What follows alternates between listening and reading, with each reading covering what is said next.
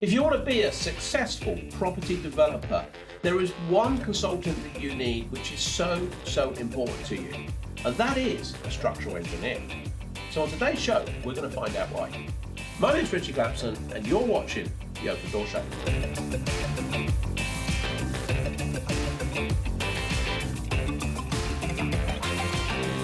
So I'm really pleased. In the chair today, on the show, is a great friend of mine, and we've known each other for a long time. Now, he'll remind me in a minute how long, because I can't remember off the top of my head. But I've got today with me Derek Mason from Superstructure Associates. Derek, welcome to the Open Door Show. Hi, Richie. Thanks very much for having me. So, Glad to be here. How long is it? I can't remember when we first met. 21 years. 21 years. Oh, my word. That's a lot longer than what I imagined. 21 years. We first met 21 years ago. Maybe, Derek, tell us a bit about where you're at. You run now a company called Superstructure Associates. Yeah. People are probably going to start listening to your accent in a minute and think, where's that from? Because you haven't said much yet. Give us your background. What's brought you to this point today? Right. Okay, Richie. I was born in South Africa to British parents, and I grew up in South Africa and did the normal school, high school. So I was very good at maths and science, and when I was looking for a career, engineering came top of the list. Unfortunately, I came from a very poor background, so we couldn't afford to pay for university, because in South Africa you had to pay a lot of money. So not to be defeated, I found another route. I went and did a technical route, where we studied for 6 months. We did a year study in 6 months, so we were there from 8 a.m. till 6 p.m. Wow. Not like half days they do at university. And then the other 6 months, we worked in practice. So we got practical experience. And I did that for 4 years. I was interrupted by my 2 years conscripted national service, but again, you just carry on and you do it. And when I finished that, when I started working full time, the weird thing is they wouldn't allow me to do any design, because unfortunately South Africa was a bit backward then still. And they said, well, no, only people with degrees, engineers can do design. You're a technician, you can just draw. And of course, I didn't study all that and do all that studying and engineering and just draw. Yeah. So I went and I had a look, and I found, well, I could actually go for a bursary, and I'd done very well in my technical studies. I'd finished top of the year in my final year for both intakes, number one, and won 4 prizes in the final year.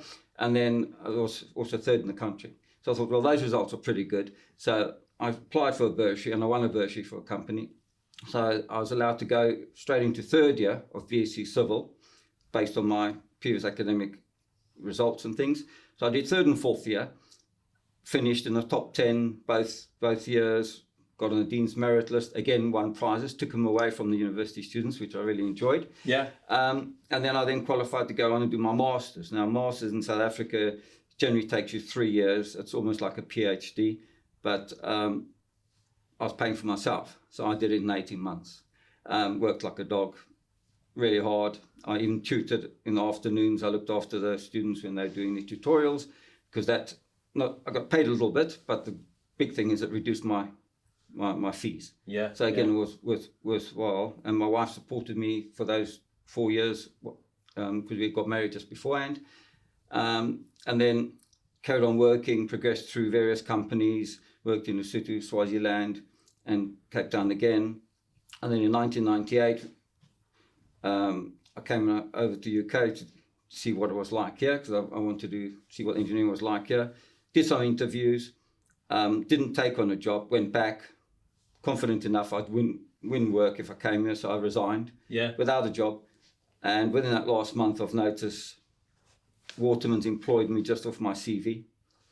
So I arrived here in August 1998, straight into the job, £30 million project, first external steel structure in the UK apparently. So I had to learn this thing called cold bridging that you don't have in South Africa. So again, you've got to just be adaptable and learn. So I did that for a year, brought my family over. I then joined a company called Jan Brobowski and Partners, which specialised in sports and leisure. And then a few years later, 5 years later, I joined Enron Consultants, run by one named Ritchie Clapson. who ended up then buying Bobrovsky and Partners. Correct. So yes. all those people that you left, actually, we bought that company and they come and joined us, didn't we? Yeah. Wow. So you came in 1998 and you're still here. Yeah. What I love about that journey, and I think maybe it might relate to some people that are wanting to get into development. You know, you've worked hard. You said you worked like a dog. You worked hard to get here. People that want to be a developer, you know, there's a bit of hard work involved in this. Just tell me that, because there's going to be a lot of people that listen to this, and there's a lot of people that become students of ours or people that might be thinking about it. They go, what is a structural engineer? So can you tell me, because I've often been asked, and it makes me smile because people may not know I'm actually a chartered structural engineer as well. That's obviously how Derek and I met. But people say, do I need an architect and a structural engineer? Do they do different things?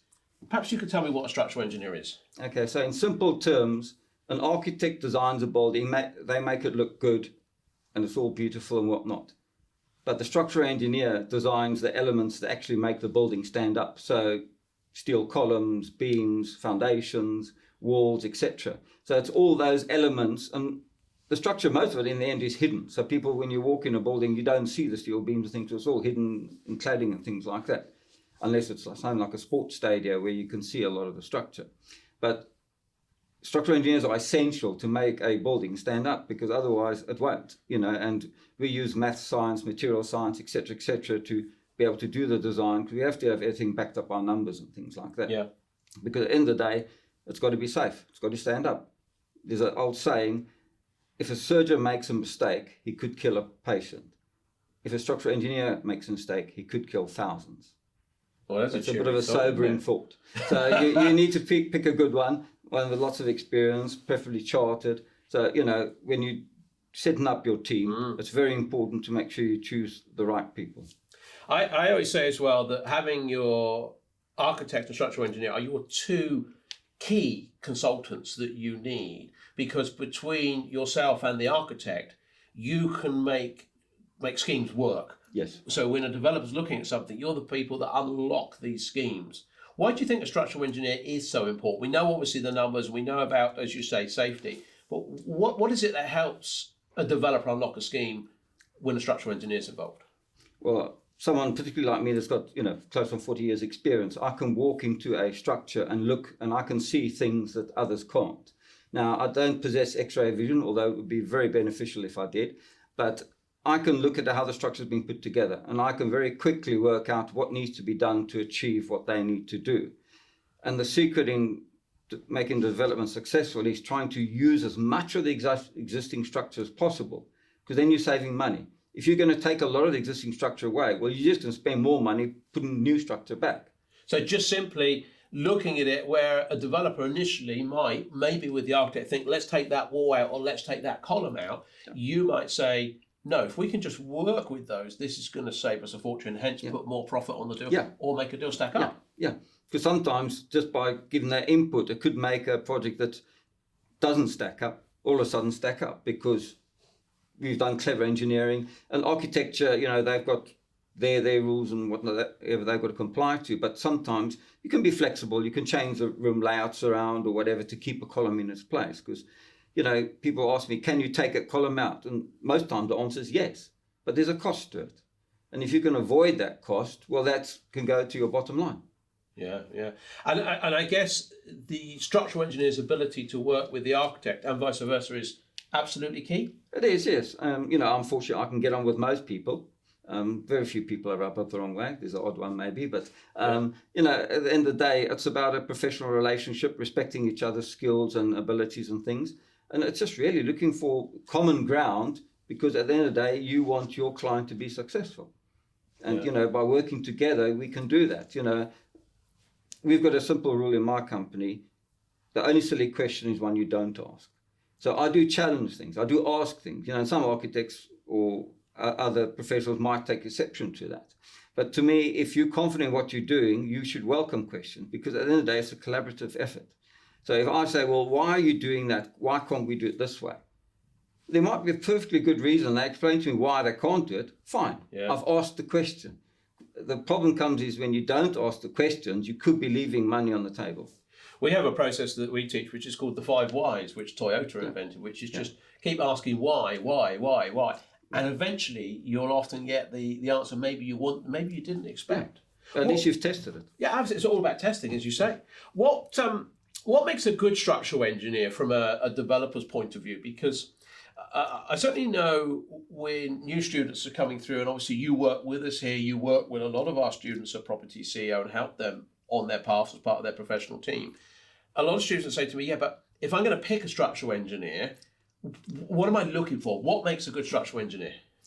Well, I think particularly for your students, it's ones that have got experience in that area, in industrial buildings and things like that. Because it's like a surgeon again. You don't want to be the first person that the surgeon practices heart surgery on. You want someone that has been there, done it before multiple times. Not that he'll do it with his eyes closed, but he knows the basics and he knows where to go. And same with a structural engineer. You don't want them to learn on your project because that will get expensive. So you want to ask them, what experience have you got in these kind of projects? Yes. Can you show me some examples? And then you ask them, what were the challenges that you came up against? How did you solve them? It's a good way of testing how innovative they can be, because you don't want a structural engineer that's very dogmatic. Oh, well, we only do it this way. You want someone that can be flexible and look at something and say, well, yeah, we've tried that won't work, but we've tried this, that didn't work, then we found this and that works. So it's about being dogmatic. As you can see through my life, I've been very dogmatic. I don't take no for an answer. And it's about looking how you can do the best solution, because at the end of the day, the best solution is the most practical, economical, and feasible one that you can put in. So a structural engineer that's purely been focusing on new build, even if it's some pretty impressive new build high rise, is not going to be, as your surgeon analogy, it's not going to be that suitable for you if you're taking an old office or a retail unit or industrial building and converting that to residential. Perhaps that's not going to be the right engineer, is it? Well, they won't be the most efficient and practical for you, because, yes, they could do something, but they may not do the right solution or the best solution or the most economical solution. So it's about experience. Have they got a good team behind them? Because you don't want particularly a one-man band, because he's got to go on holiday sometime. You may get sick or whatever. You want someone, other people in the office that can step in line if that person's not around. And they've got the right experience, that they chartered, that they've got all the right accreditations and things. A very big one, that they got the right PI. Because without PI is professional indemnity insurance. Yep. Because construction is a risky business. Things can go wrong. And, even with good structural engineers, things can go wrong. It may not be their fault that it goes wrong, but you want them to have that professional indemnity insurance there just to give you comfort that if something does go wrong and the structural design is found to be liable, they'll get the payout. How does a new developer, you said get the right PI, how does a new developer understand what is the right or the wrong professional indemnity insurance? Well, they must have an appropriate amount for the size of project you're doing. So if you're doing, let's say, a £10 million project, £1 or £2 million PI will be fine.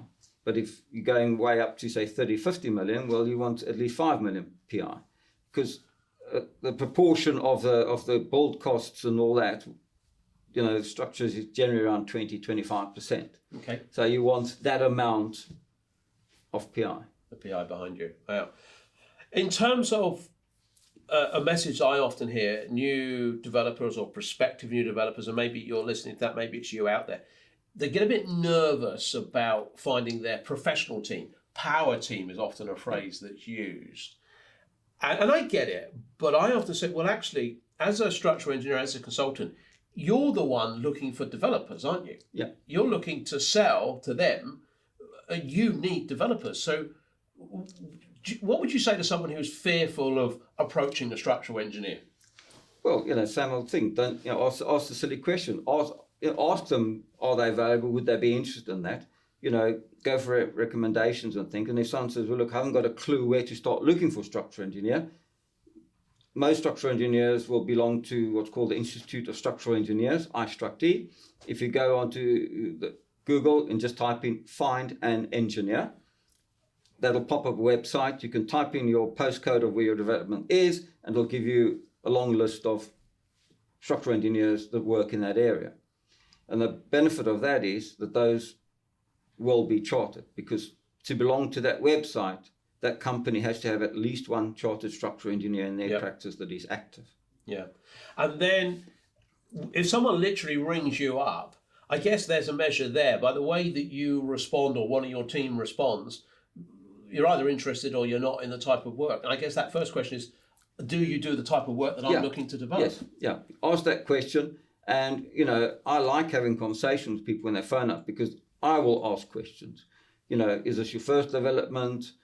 Have you done them before? Is it is it industrial to resi conversion? Is it a different type of development? Just to get an understanding of where they're coming from, to see if we can help them. Because if they're doing something totally out of the thing that we wouldn't do, I would be upfront and say, sorry, but we don't do that. But I recommend maybe you speak to so-and-so. What about if someone is new? Does that count against them? So if I ring you up and say, you say to me, is this your first time? And I rather sheepishly go, yeah, it's my first development. What's your reaction to that?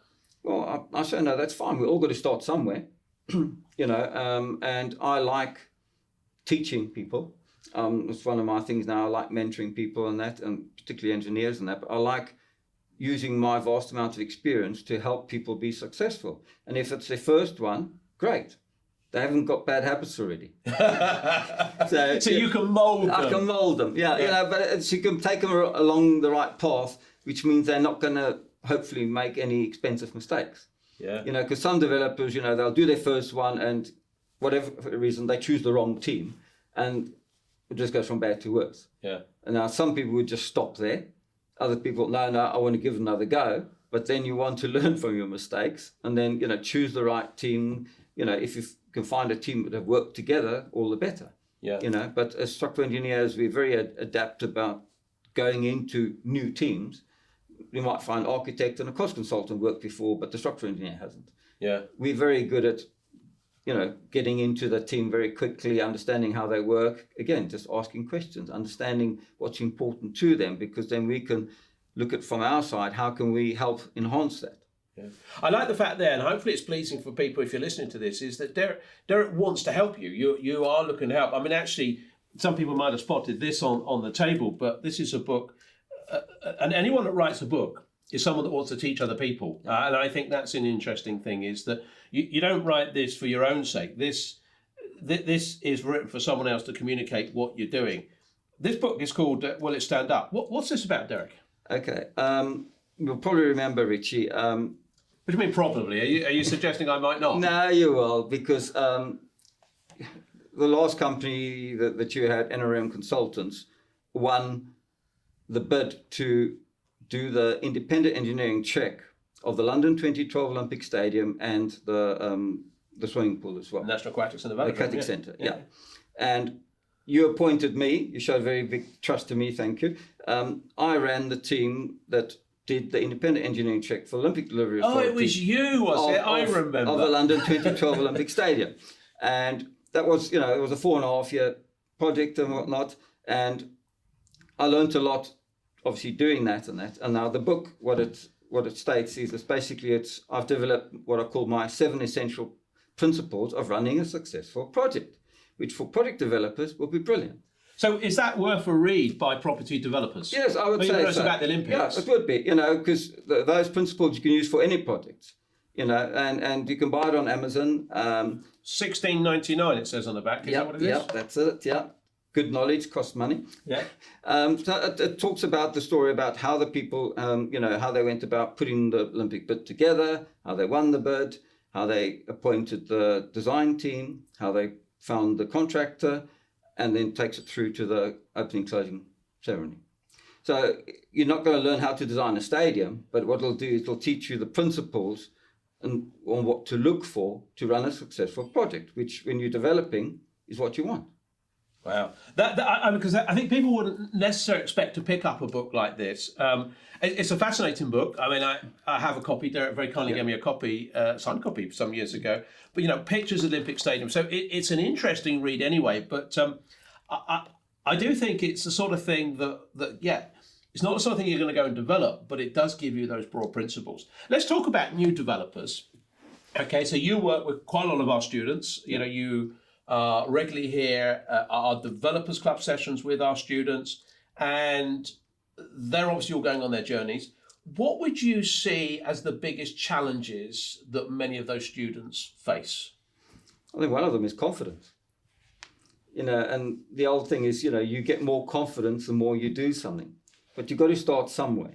So to make their journey easier, if they can choose the right professional team that'll have their back, it'll make their first development a lot easier. And that's why a lot of them choose the professional teams that are available here. Because we have a whole team in the room. We have a whole team, whether it's architect, engineer, structural engineer, cost consultant, etc. We know each other and we're working with each other on other projects, not just student projects. So, there's already that relationship there. But it doesn't mean you've got to. You can choose your own team. You could use us as structural engineer, a different architect, cost consultant, and vice versa. It's about the people getting on together and guiding you, And the thing is, you're paying a professional team. So listen to them. They've been there, they've done that, they've got the T-shirts, the badges, credentials, whatever you want to call it. Listen to them. They're not going to tell you something for the sake of it. They'll tell you or warn you against things because they don't want you to make a mistake, because mistakes cost money. And would you say, so that, I think we say the confidence is the biggest challenge, but once people have got that secure team, and if they've got a ready-made team, even better, that confidence gets boosted immediately. It does, yeah, because my father used to have this lovely saying, why have a dog and bark yourself? I use that all the time. Yeah, well, I must have got that off of you subconsciously. Yeah, you did, yeah. I use that all. Did I get it off of you? Yeah. Well, credit to your father there, because I use that a lot in the room. You probably heard me say it every time you think about your father. Yeah. And wow, that's fascinating. Yeah, bye dog and bark yourself. And then once they've got a professional team, use them, listen to them, and as your title says, property CEO, they are the CEO. They run the thing. They don't have to do everything. You've got your team.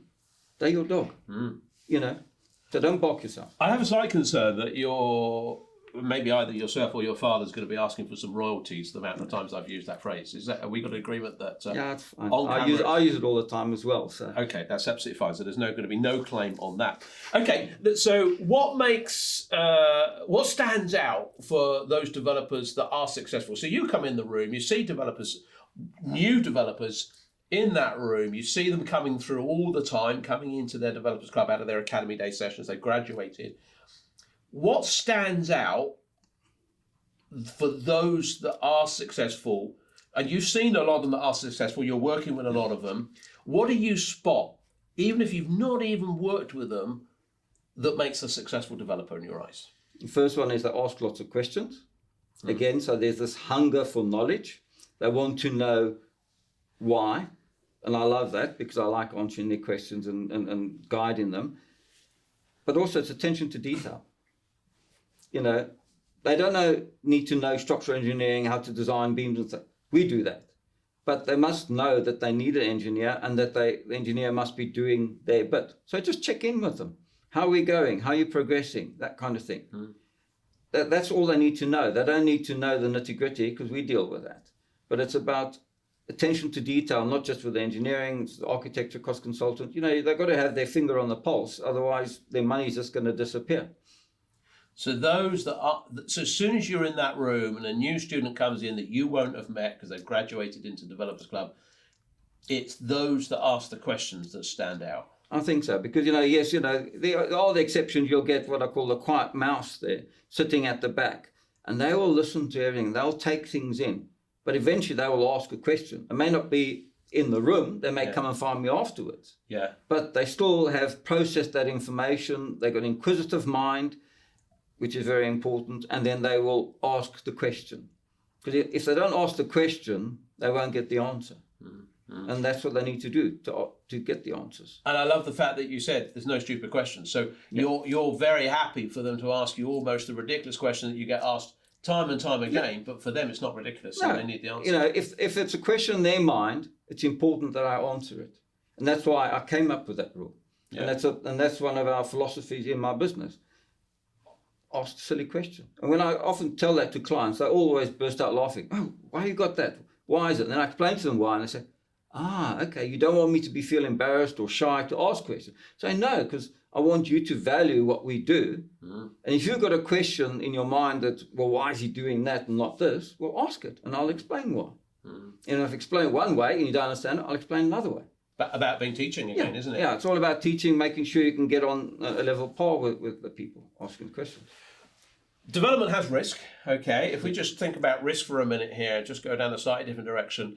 So people are going to start a development journey, or if you're out there thinking about starting, think, oh, there's a lot of risk in this, and we're going to get onto a site, whether it's a new build or a refurbishment. This is obviously where professionals come in again. How can a structural engineer help minimise risk for a property developer? Again, we'll look at what the project is, and we've done, I've done thousands of projects in my career already. So there's not much I haven't seen or done. So I can look at a thing and say, well, this kind of project, these are the potential risks you're likely to have.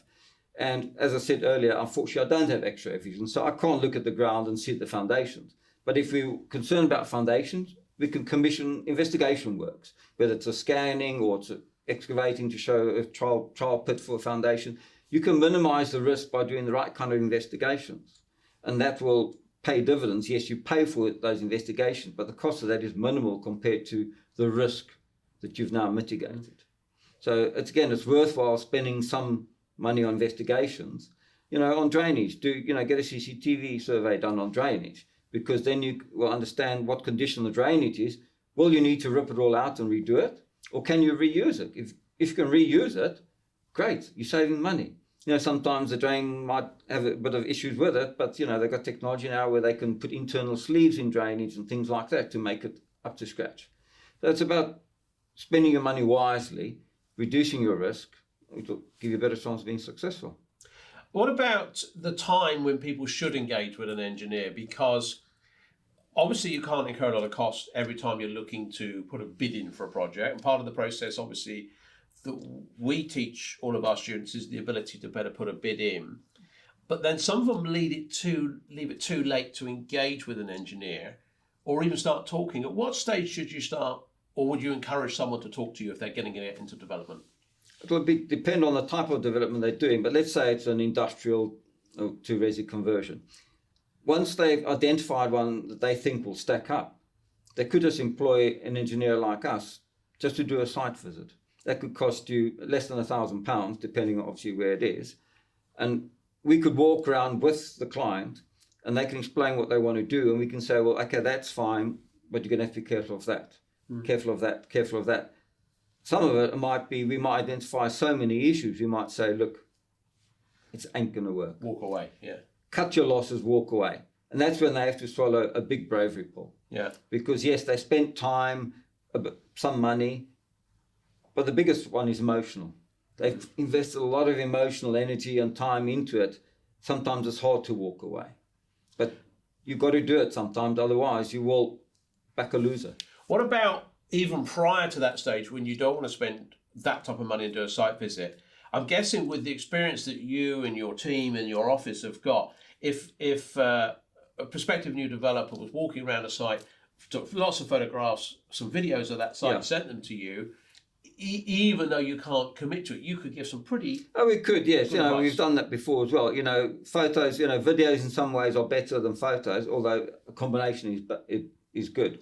The problem with just photos is we don't know where they've been taken. The person's taken them well, but we wouldn't, unless they go and do a whole markup, photo 1, photo 2 there, but that takes quite a lot of time and effort, whereas a video, they can pan around and whatnot. And yes, we can give an initial opinion on that. Yeah. And might say, well, look, the trusses, they look like they spaced at 6 metre centres. Can you organise your layout plan that your walls are at 6 metre centres so you can hide those trusses within the walls, so you don't have to change them or move them? So again, you're saving money. It's those little tips that you can do. I think what's interesting here with all of this is that it's a tough journey to be a developer. It is. Your first project's the most difficult. But working with consultants, I think, as you say, gives you that confidence. I think it was interesting that, hopefully you found it interesting, that Derek shared his tough journey that he had from, as you say, a poor family. Family didn't really have the ability to send you off to university. So you struggled, and you would appreciate, and actually other people's struggles becoming a developer will resonate with you. Yeah. And so you're willing to help people get onto their journey. I love that. I think that's really... I want to help people be successful. I can't take away all the hard graft. they've got to do that, but we can guide them and keep them on the straight and narrow as much as possible. What they've got to remind themselves is, if property development was easy, everyone would do it. Yeah. And it's not. There are issues, there are problems, there are challenges, but if you use the right team and they use all the stuff that you teach them, that will guide them and give them a much higher probability of being successful than if they just woke up one morning and said, okay, I'm a property developer, and they put a bid in. Definitely don't do that. No, that's not recommended. Derek, it's been fascinating today. I really appreciate you coming into the studio here and having a chat through. I've no doubt people will want to reach out to you. What's the best way for people to contact you? Well, they can just use Google and type in, it's a long word, Superstructure Associates, and that'll pop up. Otherwise, my email is derek.mason@saceltd.co.uk. Or Superstructure Associates on the website. Yeah, that's far easier. Yeah. And you're always happy for people to reach out and have an initial chat with you or one of your team. And we do, because that's how some of our longest standing clients originated, just with one phone call. Okay, let's summarise 3 top tips that you could give. Either, I'm going to make this difficult for you now,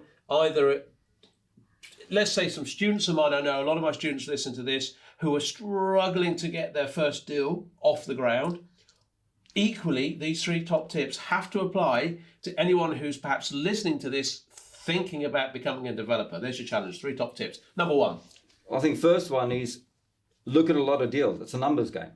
You can't expect to look at 2 or 3 deals and expect one of them to be the one. It's a numbers deal. When you speak to students, some of them are looking at 30, 50 deals a month. So you've got to do the numbers to get to the cream of the crop. Numbers game, okay. Number 2? Number 2 is, again, appoint your professional team as early as possible, or at least engage with them, try and get some initial feedback on that, because that way you can, again, help separate the successful ones from the non-starters deals. I love it. And number 3? Build up your confidence slowly. Get the right education, the right people on your team, and then go for it. Because you will not be able to mitigate all the risk. There will always be some risk. But if you can mitigate as much as possible, then you've got a much higher chance of being successful. Love it. So what you've got to do is a bit of a numbers game, okay? Get your design team on early. You've got to go for it. There's risk involved. So at some point, you've got to take that leap of faith. You've got to. And do it. Get yourself up to speed, get yourself educated, get a good team around you, and it can be successful. It's like when I started my company, it's 14 years old yesterday. Wow. I started in my summer house, back in my garden in Twickenham. I did it part-time for the first year and a bit, and then I had to swallow the bravery pill and go for it. So maybe we end up with swallowing a bravery pill. Yeah. That's what you've got to do. Derek, thank you for coming in. Pleasure as always. Great. Thank you, Richie. There we are. Swallow the bravery pill. I mean, I think that's all you've got to do. I mean, I don't think we need 3 top tips. We've got one final one. You swallow that. Actually, I might encourage you to swallow pills. Can I do that? I'm not sure I can. I think you know what I mean. Swallow the bravery pill. Get started. Just take that first leap of faith and you can do it. Hopefully you enjoyed that. Please do connect up with Derek and his company there. You're going to find that very interesting. Hopefully it will help you on your journey. And as always, please like and subscribe, and then you'll never miss another show. See you all soon now. Bye-bye.